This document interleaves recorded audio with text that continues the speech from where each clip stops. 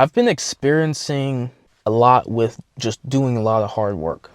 Now, in my past, I was very lazy and I would fixate on the resistance or the problem or the bottleneck and then procrastinate. Or I would just procrastinate. Or I would get distracted with just time wasting activities. So I was very lazy in my past. What helped me change that was first realizing that I had a problem and seeing the consequences of my actions. And then after identifying, oh, okay, if I do this, this happens. This is a consequence that I do not like. I want to change my actions, right? So after a while, I realized, man, I'm lazy. And I've been working on it for weeks, for months, for years. And what tremendously helped me was that, one, I got around people who worked hard. They became role models to me, right?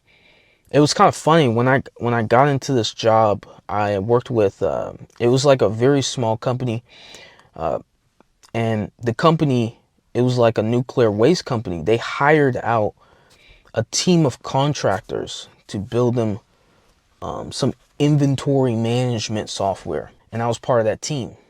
So that team was made up of all contractors. All of us was contractors, even the manager.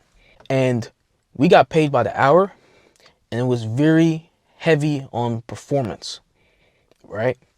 Did you produce? I got in and I was like, okay, this is a small company. You know, they gave me the little warning, hey, we're moving quick.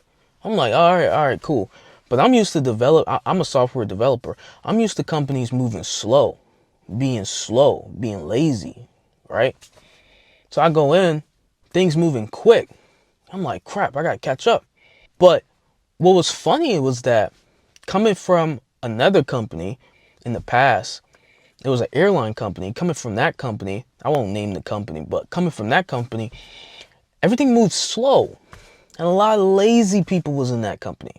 So then you just have a bunch of lazy people in front of you, and then that just brings you down. You just start moving all lazily, right?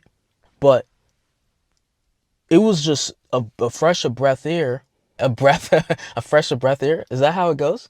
It was just refreshing that this company, everyone in it was hard workers. It was just like the developer that I worked under, just one of the hardest working dudes, one of the smartest dudes I ran into in my life, but also very hardworking, A1 player. The QA tester, right? It was a lady, extremely hardworking, A1 player. Manager, extremely hardworking, A1 player, right? Just A1 players. I come in there, I'm like, damn, I gotta catch up. Because like when you have everyone else working super hard, just super hard, super efficient, getting things done, A1 players, you can't be the lazy dude in that group. You're just gonna look so bad. So much shame, right? So you gotta catch up. So start hustling. I was like, damn, this is what hard work feels like. I was like, man, that's crazy. But you know what's crazy? That I end up starting to like it. I started liking it. I was like, man, laziness actually felt worse because not only are you not producing anything, so you're a little depressed from that, but yeah, you're taking an easy road, so like you're comfortable, but there's just a lot of shame and guilt and depression associated with being lazy. But when you're hardworking, it hurts. You're not comfortable, but you get a lot of satisfaction and dopamine and just happiness and just satisfaction. When you lay down in your bed and you look at all that you accomplish, you're like, wow, that's awesome. So I was working among these A1 players and I realized my work ethic went up. And this year, it really clicked for me. I was reading a lot of books about skill acquisition and all that stuff. Reading books helped me a lot too. But what really clicked for me was, one, getting around hardworking people. Two, reading books. Three, realizing that you're lazy, you need to work harder. And that working hard actually feels good and it's actually a good thing.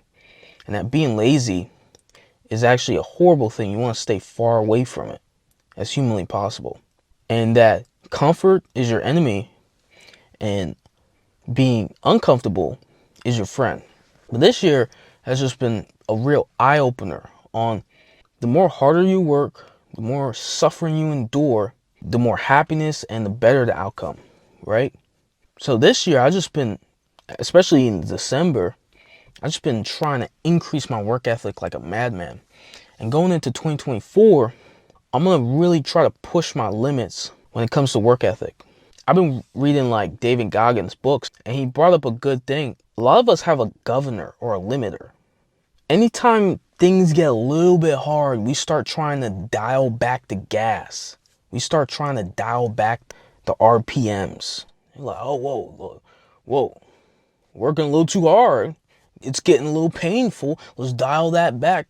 Whoa, wow, you're putting in a little bit of hard work. Starting to get tired. We need to take a nap. It's like as soon as we start to get close to that, to our limit, not even our limit, 50% of our limit, really. Like our limit is this, but we like get this and we start stretching a little bit. We get a little bit uncomfortable. We're like, whoa, dial that back up. Get back into the comfort zone. Get back to no. You know what it's like? It's like you're stretching yourself. You're growing. That's painful, right? But you got to endure the suffering because when you grow, that's where the fruit is, right? If you stay a seed, you ain't gonna have no fruit and you're useless, right? A seed that cannot grow a fruit tree is useless. You throw it away. So when you start getting uncomfortable, I realize with that work ethic, when you start getting uncomfortable, that's the stretching. And this is the crazy thing. The more you endure the stretching, let me repeat it. The more you endure the stretching, the more you're growing. So here's the eye opener. When you start feeling that pain, you start feeling that stress, you start feeling that fatigue, that's the stretch. And when you cut it off early, you cut off the growth early.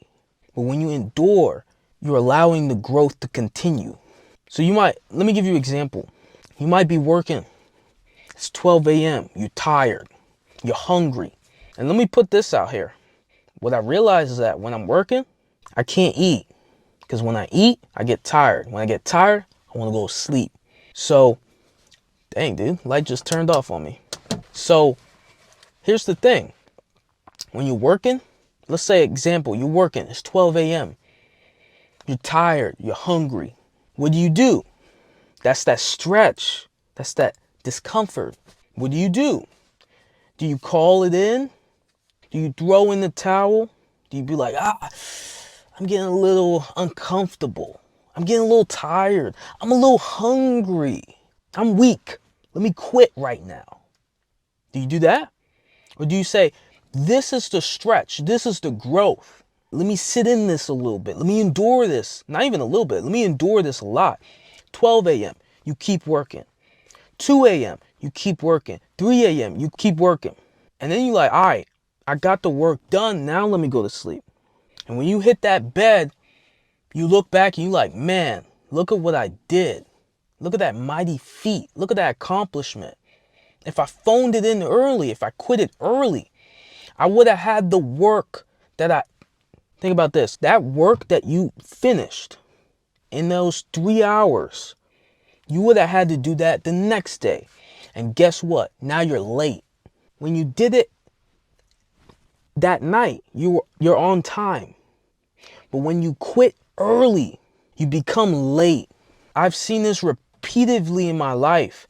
When that stretching starts to happen and I quit early, I have to pay for it later. So you either pay for it now or you pay for it later. When you stop the growth process, there's a fee. Not only are you weak, but you also have to pay for being weak. And I hope that makes sense.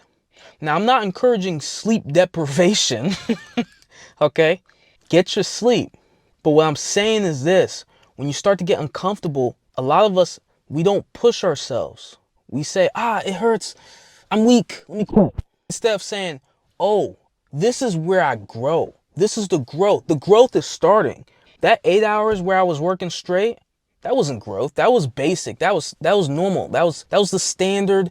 That's normal, right? That's not growth. That's being a seed. But when I start pushing my limits, when I start getting tired, when I start clocking in the hours, that's the growth. And this is the crazy thing. Work ethic and how long you're able to work, that can be expanded. It's just like endurance running. At first, you can't run a mile. But then, after you do it over and over again, you keep pushing yourself. You keep pushing that boundary. You keep pushing your limit. You start to be able to run further. 5K, 10K, 10 miles, 20 miles. Start doing it faster. So I'm going to leave it there. This video is like 20 minutes. The light's about to cut off again. But next time you start reaching limits, don't be weak. Don't phone it in. Don't pay the fee for quitting. Don't pay the weakling fee. Don't pay the weak fee. Don't stop the growth process. Just sit in it and endure it and withdraw the growth. And you'll be on time. You won't be late. And you gotta watch it. Those lates, they add up. They add up. You start losing one day, you lose another day, you lose another day. You start becoming a loser, just accumulating loses. So you want to accumulate on times. And then when you start getting enough on times, you start getting early. You start winning. So when you start hitting those limits, don't throw in the towel. Accept the growth.